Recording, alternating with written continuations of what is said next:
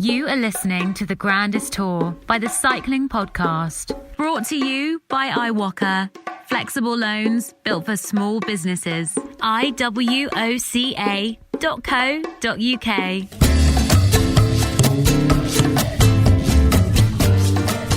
Where are we, Lionel?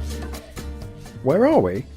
Yeah, I just thought I'd throw that in there. It's been a while completely since I've said, me. where are we, Lionel? Where are we, Lionel? It doesn't say that in the perfectly honed script that we read from every night. We're at stage 30. Stage 30, ridiculous. We should have thought about this at the start of the Grandest Tour. What we were going to name the episodes. This was your idea, this Grandest Tour. In concept, possibly. I mean, yeah, okay. I'll take the blame. I'll take the blame. Daniel came up with the name. You That's came true. up with the concept, and I just got carried along. And you're the only one that's going to complete the entire course, I think. I'm the Adam Hansen of the Grandest Tour. Is that right? No, there was an episode that Daniel and I did on our own, wasn't there? The transitional episode. Yeah. So no one's finished it this year. Very low audience figures for that one. I'm not flagging at all, though. I'm still bursting with energy, and we're joined tonight for the last time in the Grandest Tour by François Thomazeau. Hello, François. Hi there. Yeah, I feel like you remember in the old days of the tour, the touriste routier. I mean, there were guys who were coming in and out of the tour, just racing in one stage and going out and back. I mean, that's nice as well. They should do that again in Grand Tours. Some guys would come just for a stage and go away. Why not? Well, we do that normally at the Giro and the Vuelta. I've been booking one or two hotels for the Tour de France next year. Actually, I'm just looking ahead to a time when François will be joining us again. You will join us again, won't you, François? Well, hopefully we'll see. Who knows? That was a formal offer there. That's how we roll. We'll discuss the fees. We'll discuss the fees at the end of this. Yeah. Okay. Remember that we're not as wealthy as Panini stickers, so don't get your hopes up. No. I mean, you can't compete again there for sure. No. Well, stage 30 of the Grandest Tour. What was it? But stage 15 of the Vuelta, Lionel? That is right, yes. 16, 17, 18 to go. That's right, yes. Stage 15 of the Vuelta. Yeah, the headlines, please. A little bit of news from elsewhere in the cycling world today, but what are the headlines from the Vuelta? Well, we'll get to that other news in the final part, I expect, a sort of any other business section. But if you do hear some banging behind me or around me, it is fireworks night, or Guy Fawkes night here in the UK. You'll remember that, Richard. So people are setting off fireworks. Not many going off here. In our neighbourhood. I don't know whether it's Guy Fawkes night or is it people celebrating lockdown. I don't know. Anyway, stage 15 of the Vuelta, the longest of the race, 230 kilometres, 6 hours 22 minutes in the saddle for the leaders, cold and wet too, and as we said yesterday, a day for the breakaway, and in it were yesterday's stage winner Tim Wellens of Lotto Soudal, the King of the Mountains elect Guillaume Martin, the Astana pair Alex Aramburu and the Spanish champion Luis Leon Sanchez. Our audio diarist Nick Schultz of Mitchelton Scott was in there with his teammate Rob Stannard, Mark Donovan and Robert Power of Sunweb, the former world champion Rui Costa and Jose Joaquin Rojas of Movistar, and also Mattia Catania of De Koning Quickstep, and he was the last man to be caught with just 3 kilometres to go, and that set up a tricky sprint finish with a peloton that was splitting up as a consequence of the cold and the wet as much of anything else, I would have thought. And in the finish straight, it was a win for 22-year-old Jasper Philipsen, the man from Mol, which is Tom Bonen's hometown. And it was a Bonen-esque sprint, really. A powerful finish. He was all shoulders and quads on the slightly uphill run to the line, and he was a pretty convincing winner ahead of Pascal Ackermann of Bora Hansgrohe and Yannick Stiemler of De Koning Quickstep in third. Fred Wright, the young British rider with Bahrain McLaren, was fourth, and, well, for Primož Roglic, it was another day just ticked off without too much incident. A tough one in the saddle and the cold and the wet, but he is one stage closer to repeating last year's Vuelta success, isn't he? You are listening to the Grandest Tour by the Cycling Podcast. Brought to you by iwoca. Flexible loans built for small businesses. Join 50,000 customers taking on life's twists and turns and scaling new heights with iwoca. If you run a business, find out more at iwoca.co.uk. iwoca.co.uk. Let's hear again from James Turner, who works for our sponsors iwoca, about the bike ride they did from London to Brighton, which took them over the famous Ivinghoe Beacon and raised money for the Stephen Lawrence Charitable Trust. It was quite nice because at that point I could sort of get off the leash and just give it a quick crack, because I couldn't believe it, but I'd never actually done ditchling before, so I just gave it a bit of full gas up the climb. I'm always up for helping out on challenges. I'm in a privileged position with my fitness and my experience of cycling. So it's really good to be able to sort of bring people along in their cycling journeys. And it's been great seeing people take on the challenge of sort of really going on their own cycling journey. We have a lot of people in the office that sort of see me commuting in to the office and ask me questions about how they can get into commuting in themselves, and then we have discussions around what sort of bike will suit them best. And we've had a number of people sort of certainly at the moment take on the mantle of cycling in lieu of using public transport with our new normal. My commute at the moment, I probably cycle into the office 2 or 3 times a week at the moment, and that's 45 kilometres each way. And it's interesting to see this sort of change in the makeup of the traffic and the cyclists, and it's definitely been an evolution of how things are on the roads. In some ways it's got better, and in other ways it's the same or worse. I think in general I definitely see a lot more normal cyclists, if you can call them that. As we heard from Liv Denyer in a recent episode, the ride raised around £12,000 for the charity, and iwoca have matched that too. If you want to find out about how iwoca's services can help your small business, go to iwoca.co.uk. That's iwoca.co.uk. Well, we'll hear from our audio diarist Nick Schultz soon. He was in that big breakaway. And we'll also hear from Daniel Friebe later. And we were talking, Daniel and I, while the stage was going on. And when it looked as if the breakaway would stay away, it was a strong break and they had a pretty big lead. But Daniel had been surprised this morning to hear a few riders talking about it possibly coming down to a bunch sprint, because it didn't look like that on paper. But that is clearly what Bora Hansgrohe and others wanted. Not the Koenig Quickstep necessarily, although, as you mentioned, Lionel, their young sprinter was up there, but Sam Bennett was dropped in one of the climbs.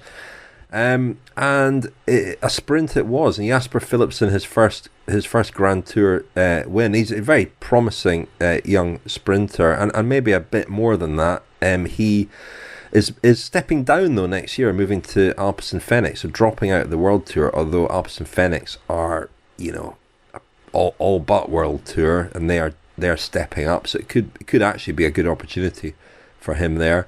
But it was a very good sprint. He got the line right, like yesterday. Getting the line right was important. He had a fantastic lead out as well from Ivo Oliveira at UAE Team Emirates.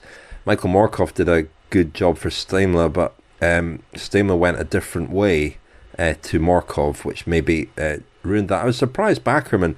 Ackerman, was kind of outmaneuvered by Philipsen. He got a bit physical, but he doesn't seem to have the speed that we've seen in the past for Ackerman. Maybe it's a bit too late in the year for him, I don't know, but a very well taken win by Jasper Philipsen. Yeah, indeed. I mean, you mentioned Ackerman. He was, for me, he won a stage, but we know how he won it. He actually, he won it on paper, but a big disappointment. You would have thought, with Bennett, he would be by far the leading force in the sprints. And he was. Philip. We knew what Philipsen could do, and if you saw the celebrations at the end of the stage with Machin and all the guys from the UAE team,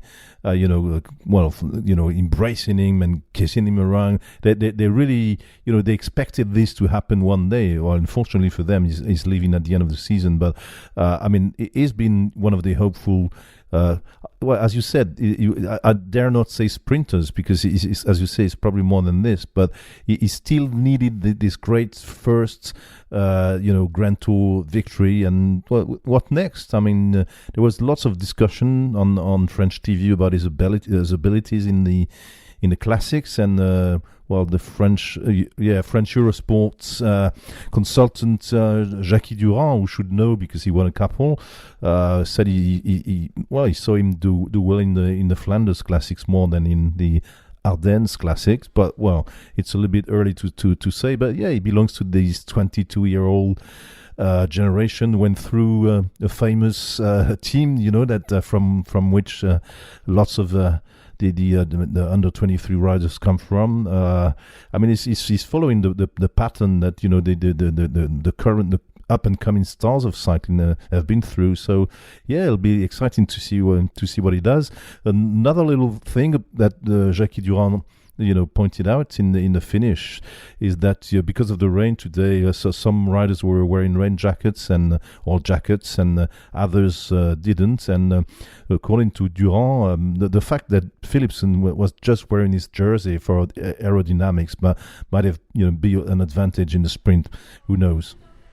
Yeah, you mentioned Philipsen came through Axel Merckx's development team, Hagens Berman Action. So did his lead-out man today, Ivo Oliveira. Yeah, if you think back to last year's Tour de France, Rich, he was in the UAE Team Emirates lineup, and he and Alexander Kristoff, were sort of sharing sprint duties, weren't they? And Philipsen had a crash on the day that Julian Alaphilippe won to Epernay, the Champagne stage, and I think he might have crashed again. He pulled out of the race in when it reached the mountains. But I must admit, when you look at UAE Team Emirates, and until obviously Tadej Pogačar winning the Tour de France, you would have thought that Philipsen would be the kind of rider that they would be very keen to hold on to, a sort of successor in waiting to Alexander Kristoff, similar in as a sprinter who can probably turn his hand very much to the classics. They've obviously got Matteo Trentin arriving next year as well, so maybe it's as simple as not enough room on that particular compartment in the team, when perhaps so much of the resources will be focused around supporting Pogačar in the Tour de France, of course. Apparently, from what Machin Fernandez was saying on Eurosport, it was Philipsen's choice to go to Alpecin, and not UAE apparently wanted to keep him, but who knows, I mean, he is going to what is a very good team, which I think this year has proven that they're more than just Mathieu van der Poel. And somebody asked me on Twitter recently, actually, whether there were parallels with Bora Hansgrohe. When they signed Peter Sagan, a lot of people thought they would be a one-man team, and they are certainly not that. Alpecin Fenix seem to be going in a similar direction. They've had a very good year, and definitely more than just the Van der Poel show, and they're obviously stepping it up again next year. May well be at the Tour de France next year as well. Yeah, so guys, exciting sprint in a way. Maybe not what we expected, but it was interesting in the finale. But on the French corner side today, the big news was obviously that Guillaume Martin now, if he doesn't crash, or if anything, untimely happens before they reach Madrid, he'll keep the polka dot jersey. He'll be the king of the mountains, and it's kind of become, well, it's an achievement for Martin. We've been saying all along, how he improved this year, and it's funny because it's become a kind of French specialty or French property, the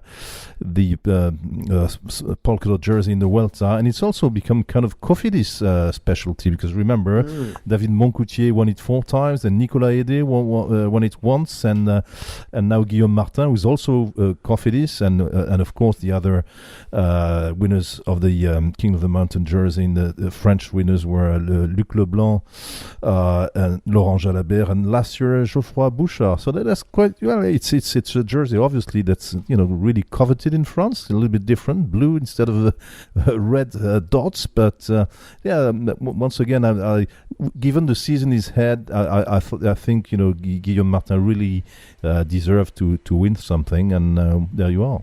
Well, he has definitely stepped up this year, hasn't he? And it would be nice to see him win a stage. He probably deserves a stage win at the Vuelta.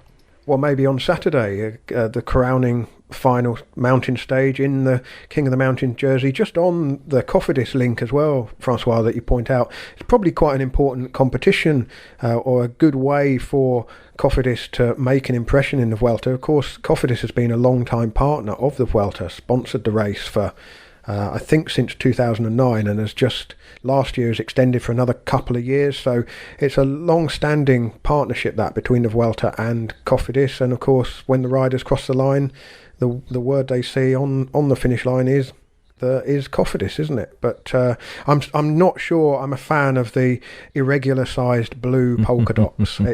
I'd much rather the polka dots were all the same size, and not in nice neat rows like the Tour de France jersey is now, but no, just normal size dots would do me. Well, I'm actually looking at in front of me a big picture of Bernard Hinault wearing the polka dot jersey in 1986, and it's a classic of the genre. You mean the Tour de France one? Anyway. Yeah. Well, just as an aside, I'm sure I've mentioned this before, or people may have heard this before, but back in the day, in the 80s, when the classification was sponsored by Café de Colombia, the Colombian coffee producer, the polka dots were actually coffee beans. little brown, very dark brown or black coffee beans. There you go. Were they throughout the 80s? Not throughout the 80s, no, for a few years in the 80s, in the Vuelta. For a few years. In the Vuelta I'm talking about, not the Tour de France. Oh, sorry. No. Tour de France has always been red dots. Yeah. In the Vuelta. Yeah. So, no, they were slightly, in 89, they had a bit of a feature to them, did they not? The polka dots. Oh yeah, well now you're in my home territory. The Mario Schifano jersey designs. Yeah. They were red polka dots with little mountain profiles of famous Tour de France mountains drawn on them. Very attractive they were too. Bit of a digression here from the 2020 the question Vuelta, to which I don't know the answer, but is why are the dots blue in Spain? It's a silly question, probably to be different from the Tour de France, but why? And maybe there's an explanation. Well, yeah. We'll have to get Daniel to investigate that, I think. Sort of things Daniel should know, or at least he must have an idea. Yeah. Well, let's hear from Nick Schultz, shall we? Our audio diarist from Michelin Scott. He had a big day out today, and he, like most of us, must have thought that break had a more than reasonable chance of staying away to the finish. Stage 15. What can I say? Another super hard start. A couple of guys went early, and it looked like Bora were very intent on controlling that, and it looked set to be a controlled day, which would have been nice. But Cajaral missed it, and they started chasing, and it all came back together, and then kicked off again, which took us into around the 50-kilometre point, where there was a Cat 3 climb. Where I was super attentive in marking moves and trying to get into a bigger group. It didn't go there, but we went down a descent, and there was a little kicker just after that, and a group of us went away. it ended up being 13 or so riders, I think, and a really, really strong group. Some serious names in there, guys with a lot of breakaway experience, certainly guys that know how to pick it, and we thought it was actually going to be a breakaway that went to the line with the sort of calibre that was in there. I also had a teammate in there in Rob Stannard, which was really good to have both of us up there, sort of have two different bases covered. If it were to go the distance, I would have been able to cover the moves on the climbs towards the finish, with Rob saving himself for the sprint to see super quick. We discussed that, as we did think the break was going to go to the line, but ultimately it didn't happen. And to be honest, I'm pretty deflated. You do a lot of work. Longest stage of the race wasn't ideal conditions. There was a blockhead wind, and to sort of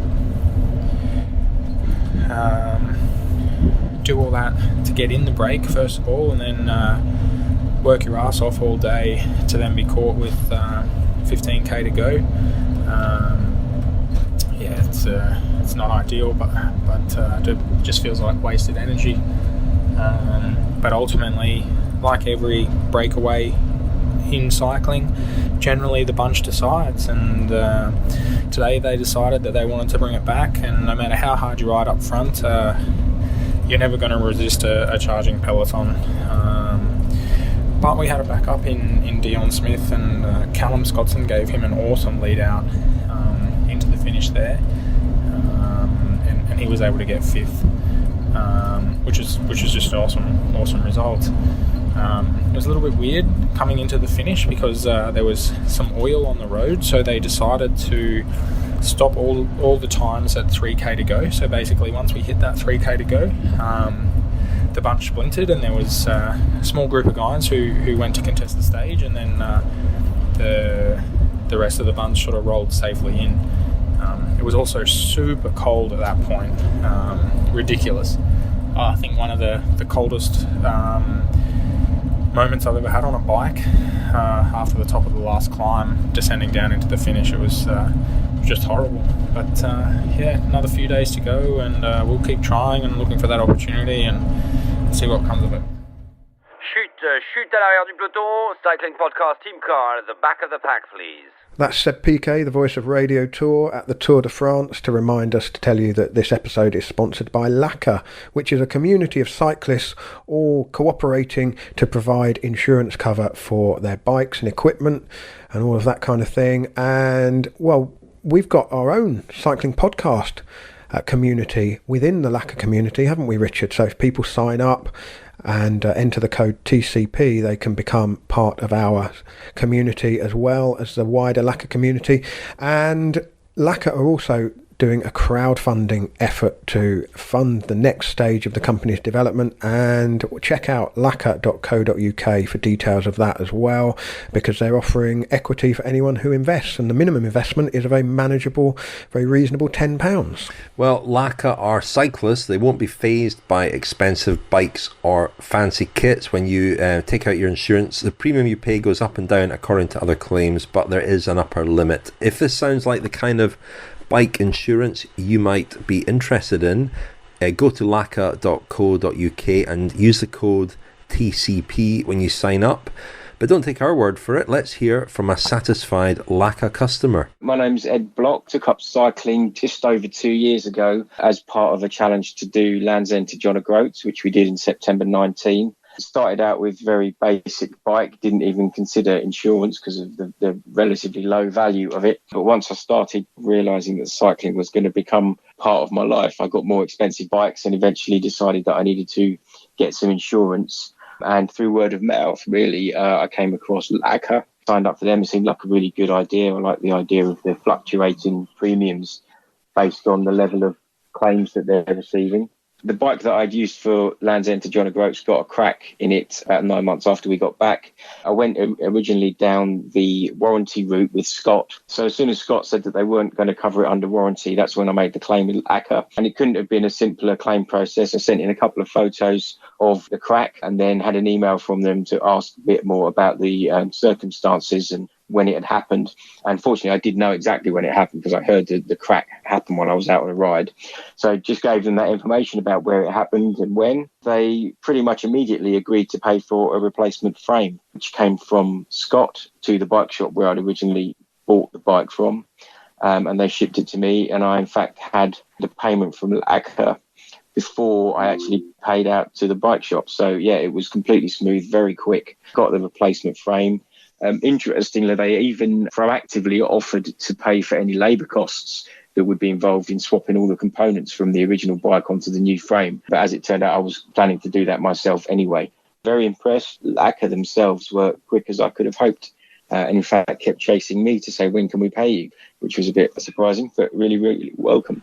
Once again, to sign up to LACA Insurance, go to laca.co.uk, that's LAKA, and use the code TCP. That will put you in the cycling podcast community within LACA. Well, Daniel, you've made it to the finish town, Puebla la Salabria. Puebla de Sanabria. De Salabria. Sanabria. Sorry. I have to. Really close. Really close. Yeah. I'm thinking of somewhere else. But you battled the headwind. What I want to ask you about is, in your role with ITV at the Vuelta, you often have to interview the main British interest, obviously. Yes. A couple of years ago it was Simon Yates. This year it's Hugh Carthy. I thought you were going to say it's Harry Tanfield then. Well, he's out, yeah. Yeah, sadly he's out today, and he's given us a lot of fun over the last couple of weeks. Yeah, he has. He's been a great character, but so is Hugh Carthy in his own way. Who's your favourite interview, Simon Yates or Hugh Carthy? Well, you know what you're going to get with Simon Yates, always, pretty much, down to the last syllable. That's not the case necessarily with Hugh Carthy, although I feel like I'm starting to decipher. I'm starting to figure out what it is that's likely to, get the kind of response you want. What goes down best is the sort of laconic, slightly obtuse, arched tangential. Yeah, that version of Hugh Carthy. Yeah. I listened to the Mitch Docker podcast, by the way, last night, Rich. Very good. Also listened to I did a double header back to back. I listened to the previous one that Mitch had done with Hugh Carthy. Quite fascinating. Yeah, a different side to him, definitely. I spoke to Mark Donovan the other day as well, the young British rider who trains quite a lot with Hugh Carthy, and he spoke of another side to him where you really can't get him to shut up. He's a big talker. But we're getting to know him, I suppose, and understand him. I mean, what are the buttons that you press? Because, I mean, your job is, you've got to ask him pretty focused questions. You don't have very long. You can hear in the interview with Mitch Docker that he's an interesting guy. There's a lot going on there. But it's quite difficult to maybe extract that from him or get that side of him in the sorts of interviews that you have to do. Yeah, well, we've got some mutual friends. Hugh Carthy and I have got some mutual friends. You probably know who I'm talking about, Rich, who who has in one case helped me a little bit, given me a bit of a primer on what's likely to set Hugh Carthy off. A lot of them are I know who you're talking about. Yeah. A lot of them are topics that maybe quite comically are completely foreign to me, of course, like Preston bus station. Well, never been to Preston. The mutual friend suggested Preston bus station, did he not? Well, I don't want to give away. Well, I don't want to disclose anything that might give away his identity or her identity. Yeah. So but biscuits. I get someone will. Our producer or director will probably get me asking about tea sooner or later, and all subjects that are very much they're not really part of my lexicon. No, I guess when I think why Simon Yates and Hugh Carthy both come into my head, partly because of the Vuelta, but they're similar in a way. And I think in his early years, Simon Yates always had when you did these interviews, or when I did these interviews, when anyone interviewed him, you always had the sense that he was thinking, "What's this for? Why am I doing this?" And I've had that impression myself with Hugh Carthy as well at times. But is he? I mean, in the position he's in now, he must be quite in demand. Do you sense that he is coming around to that and understanding, what is required of him in that situation? I think so. Over the past few days, he seems to have quite enjoyed his media duties. Well, enjoyed at least in the sense that he's been very, very available, very amenable. The team doesn't have a press officer, a press attaché at the race, so the riders have to field certainly in the mix zone in the morning. They go up to sign on, and then when they come off, there are a couple of people working for the Vuelta organizer who sort of points them in our direction, but they're not forced to come into the mix zone. It's on other teams, it tends to be the press officers who are funneling them towards us. In Carthy's case, he's at liberty to say no, which he did at times earlier in the race, but over the last few days he's been coming in every day, and he moves along the line. And I get the sense he very much enjoys doing the Spanish interviews. I think he enjoys, well, as we heard in Mitch's podcast, he enjoys being in Spain, speaking Spanish. I actually asked you this morning, Rich, it was a question that you've put to me. I saw this. Oh, yeah. You did? Yeah. You've put to me a couple of times about whether Hugh feels he becomes a different person when he's in Spain, and he gave a short shrift. That didn't get a very good response. Not the sort of elaborate, florid response I was hoping for, but that is the sense that I've had, and I think I don't know. Maybe I'm speaking out of turn here, but I get the sense he's enjoying how much everyone else is enjoying his personality, and he can see that he's tickling people, and there's been stuff on social media. I know he doesn't use social media himself, but I'm sure he's aware of some of it, that people are starting to see him as a bit of an extrovert and an unusual character. And, he's an original, isn't he? Yeah, and I think he's quite conscious of that, and not to say it's contrived, because I don't think it is, but it's possibly someone being appreciated for being appreciated as they are, and for being comfortable in their own skin, which is nice, I suppose. And I think the one thing that Hugh Carthy gives off and exudes really is the sense of someone who has gone their own way throughout their life. I was interested to learn a bit more about his background and his upbringing in Preston. I mean, I think there were various sort of interfaces with cycling. It's not as though he discovered cycling out of nowhere, as some of these pros do, but I don't think he was steeped in it necessarily either. But then certainly as he got older, he definitely went his own way. When he joined Caja Rural, which was a really fascinating decision and a fascinating period. And I've spoken to quite a few people over the last few days about how that's influenced him and how it affected him. And it's difficult to imagine an alternative. What would have happened if he'd gone down an alternative path? It's difficult to imagine him here at the Vuelta riding for Ineos as their second or third leader, and how that alternative version of events could have played out. Yeah, absolutely fascinating to hear from that conversation with Mitch as well, how unlikely it is that he's in this sort of format, the Vuelta. He was given the choice not to ride it, and he was pretty broken after the Tour and the Worlds and Flèche Wallonne. So, yeah, fascinating. That was a really interesting thing to hear about as well. How about the race itself, Daniel? I mean, sort of quietish few days really before Saturday. We spoke to you earlier. Now that you're on the final straight, how has it all gone? I mean, from a COVID point of view, it's obviously been a very successful event.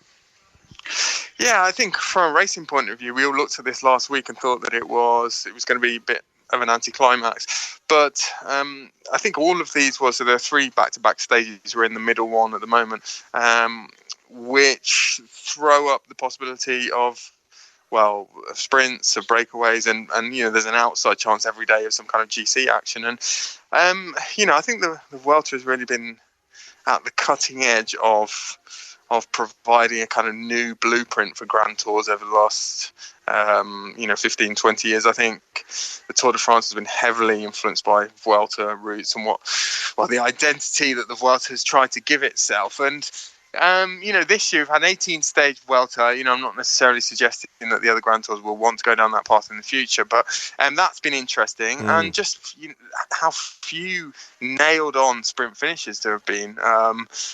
Even today, so we've got 50 or 60 kilometres to go today, and I was quite staggered this morning when I spoke to Zdenek Stibar and heard from a couple of other people in sprint teams when they said that they might work for a sprint, because we'd sort of written this stage off as a breakaway stage. And, when you open the road book and you see a profile that's very difficult to sort of interpret, I think that's a really good thing.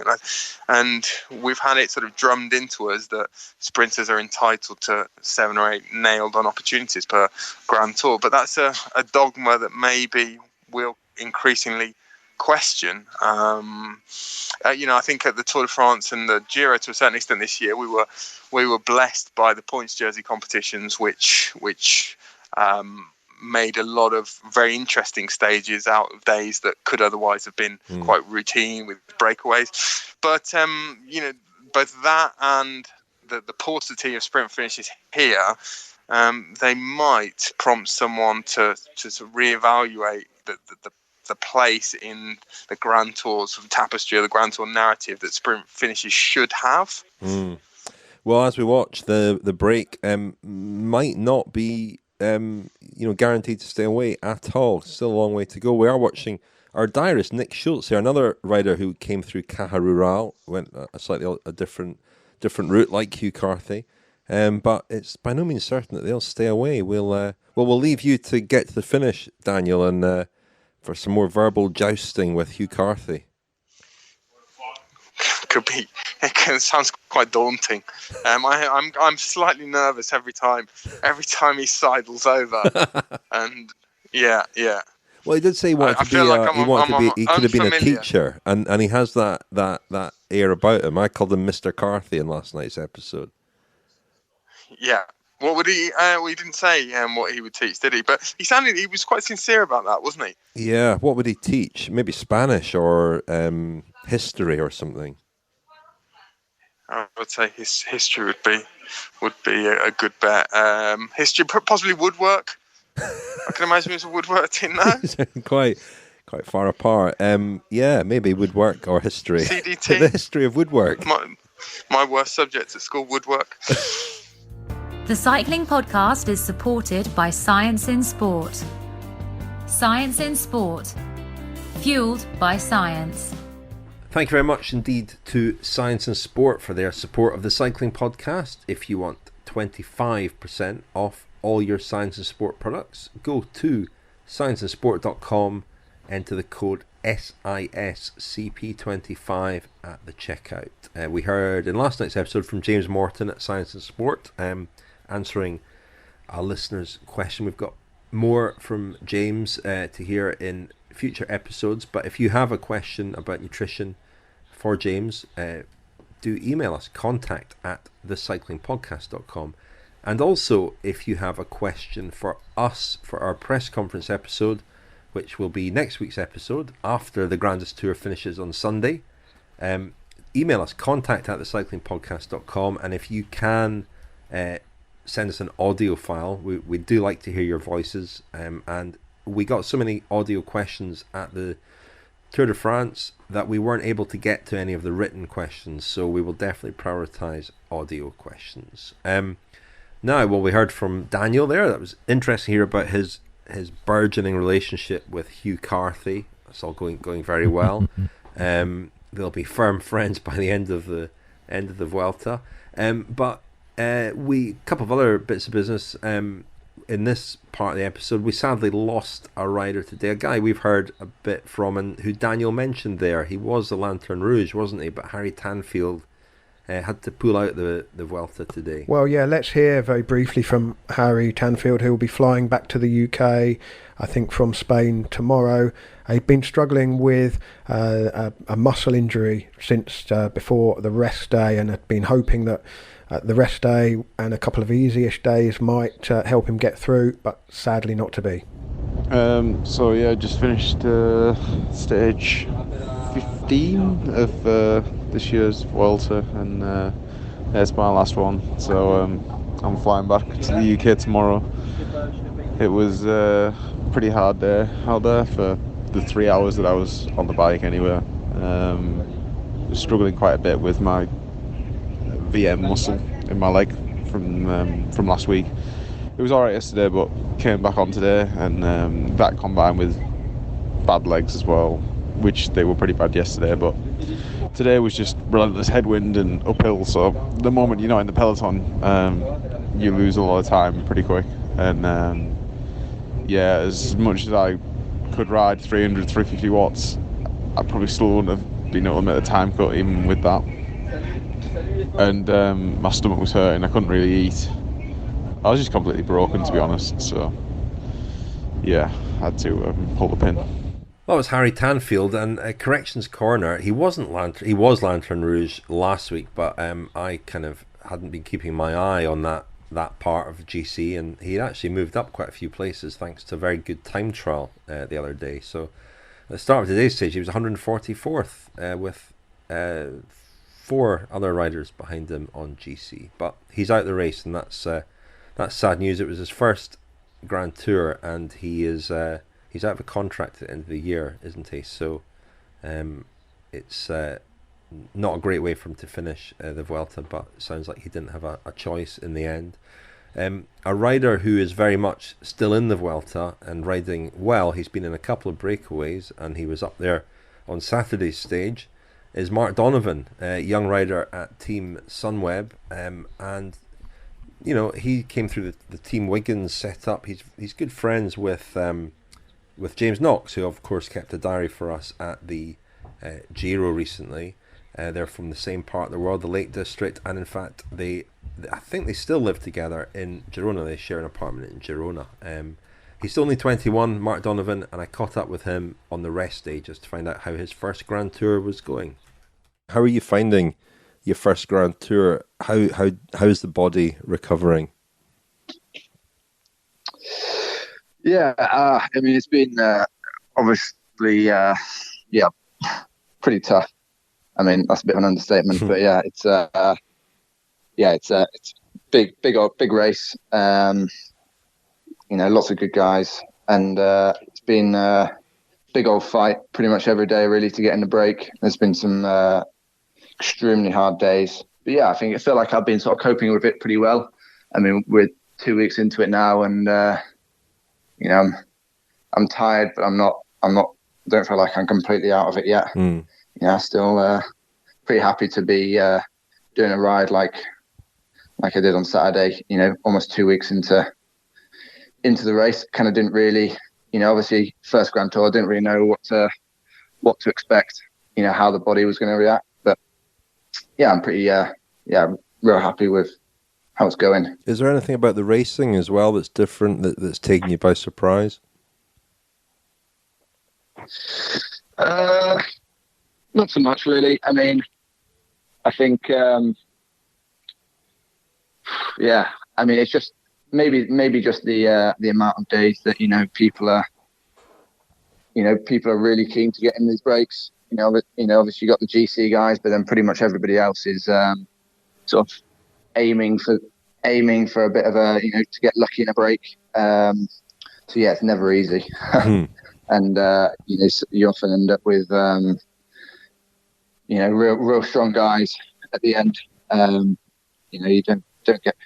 There's no such thing as an easy day, really. I mean, you're still a very young rider. I mean, it wasn't so long ago that guys your age would only have done half of a Grand Tour, but things have changed completely. Now, you know, when you look around and you see so many young riders doing so well, including guys on your own team, how does that make you feel? Does that add a pressure, or does it actually create opportunities for you? Yeah, it's sort of it's a funny one actually. I've kind of been thinking about that a little bit. I guess in a way, you're sort of people are now expecting you to sort of do a bit better. Maybe a few years back, you never really expect someone in the first or second years to be up there, but now that there's all these young guys doing crazy rides, winning the Tour de France and all that sort of stuff, that it kind of gives you motivation, and sort of you feel like you can kind of do that. But then also, I guess it is a little bit more pressure, but kind of a good sort of pressure. And I mean, like I was 2 years ago, I was as an under 23, I was doing L'Avenir with Podrica. Yeah. And then, just this year, you see him winning the Tour, and it's a bit like I was, racing with these guys not very long ago and racing with them. So it's sort of, it's pretty kind of motivating, really. Well, after French corner earlier, this is a bit like British corner, isn't it? Because the other thing we wanted to mention in tonight's episode was the retirement announced today of Ian Stannard. Rheumatoid arthritis, unfortunately, has ended his career. He's had a very good career. He's been at Team Sky, now Team Ineos, right from the start, a real stalwart of that team. I think they've really missed him actually in the classics the last couple of years, when he's not really been performing as well as he's done in the past. They've really missed him, and a lot of their results in the classics over the years have been entirely down to him. So a sad way for him to end his career, but obviously his health comes first. Yeah, you mentioned there, Richard, that he's been with Team Sky, Team Ineos since the very beginning. Can you name any other riders who've been with the team since the very beginning? Geraint Thomas. Geraint Thomas, yeah. Yeah. Well, I'll spoil it for you. Chris Froome, of course. Getting their roster up. Well, don't look it up. And then pretend that it's just tumbling forth from your enormous brain. Yeah, okay. Chris Froome, of course, he'll be leaving to join Israel Startup Nation next season. And Ben Swift, who, of course, went away and has come back. No. Yeah, Yeah, but he went away and came back, though, didn't he? He's not been there throughout. He's not been there throughout. How about Luke Rowe? He's been Not there. from the start. Not from. I think he joined in 2012. He joined, I think. So there we are. But is that it? So next year it'll just be Geraint Thomas, won't it? It will. Dario Cioni, of course, was a rider in the first year and still on the management staff. But Ian Stannard, I mean, well, what can we say? I mean, the one standout moment has to be the day he completely mugged Quick Step. And you were there, Richard, weren't you, in Omloop Het Nieuwsblad? And I mean, that was a heck of a performance, wasn't it? The odds were so firmly stacked against him in that run-in, and he pulled it off absolutely brilliantly. But also on the podium at Paris-Roubaix, and just a real strong team rider, reliable. And I'm sure he'll be missed, and particularly to have to retire and deal with rheumatoid arthritis. I mean, that's not something that's particularly compatible with being a World Tour cyclist, is it? No, and a collection of very strong placings in races, and as you say, well, he won Het Nieuwsblad twice, and that second one was particularly memorable, as was my interview the following morning with Patrick Lefebvre, the Quick Step boss, who was really didn't see the funny side of it, shall we say, at that point. But yeah, he will be missed. I say, I think that his team have really they need somebody like that, who also creates opportunities for other riders just by his very presence. Because although he didn't win one of the big, the major classics, he was always a contender, always a favourite, and always somebody who was a very good foil for other riders, and they really do miss that at the moment if they want to have success in the classics. Just going back right to the very beginning, because it just occurred to me that Stannard and Geraint Thomas were Stannard was second and Geraint Thomas was first in the junior Paris-Roubaix way back in 2004. And if you think about the kind of the genesis of the British cycling boom, that was still in the era when people were saying, well, it's all very well winning medals on the track, but what about road success? You're not gonna make road riders by concentrating on track events. And I think, both certainly, they were going off to get top results in what admittedly at the time was still quite it was a very young event. The first edition was only held the year before. I suppose it's become much more of an obvious pathway, especially when you look at the run of winners sort of at the start of this decade. Jasper Stuyven, Florian Seneschal, Mads Pedersen, among others. But a race that has also had a very strong British presence over the years. Lewis Askey and Tom Pidcock have won it recently, but Geraint Thomas and Ian Stannard were the two trailblazers in that respect. And I think that's actually quite an important little step on the British cycling journey. Yeah, seen from the outside, he was the typical tough guy, a little bit like English defenders as we saw it in France in the old days. I mean, the guy, the guy who doesn't look much, but you can't get past him. I mean, it was, and also to keep with the football comparison, there are guys in teams where, you don't really know what they're doing, but when they're in the team wins, and when they're not in the team loses. And seen from outside of Britain, that's a little bit the kind of rider Stannard appeared to us. Really, really tough, solid guy, and that is, I think, kind of a character that's going to be missed. And the other thing I wanted to say about it is that at the beginning of this strange season, there were a few stories saying, discussing or elaborating on the downfall and maybe the death of British cycling and the end of an era and blah blah blah. But when you look now, okay, Stannard is giving up, unfortunately, but I mean the baton has been passed, as you were mentioning before, Harry Tanfield, I mean Pidcock, I mean all these guys, I mean obviously Gegenhardt. There's I think the baton has been passed pretty quickly and handed pretty quickly, and unfortunately British cycling is here to stay. Are you saying then, François, if he's like an old British central defender, he's the Terry Butcher of the peloton? There we go, Terry Butcher. I was Yeah, or the Phil. I was a great fan of Phil Neal at the time, But I mean, but just on Stannard's work as a teammate in Grand Tours, I mean, easy to kind of overlook the role he's played. But he was a finisher in 3 of Chris Froome's Tour victories and also in Chris Froome's 2017 Vuelta victory, and so that bears out what you're saying, really, there, François.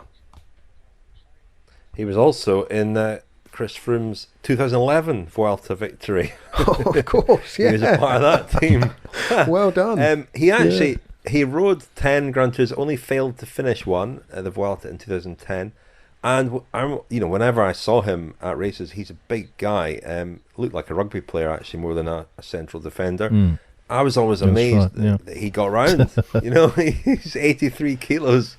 Hope for us all. And we saw Ian Stannard in Paris having made it round another lap of We've got to get down to 83 kilos first, so Rich. Yeah.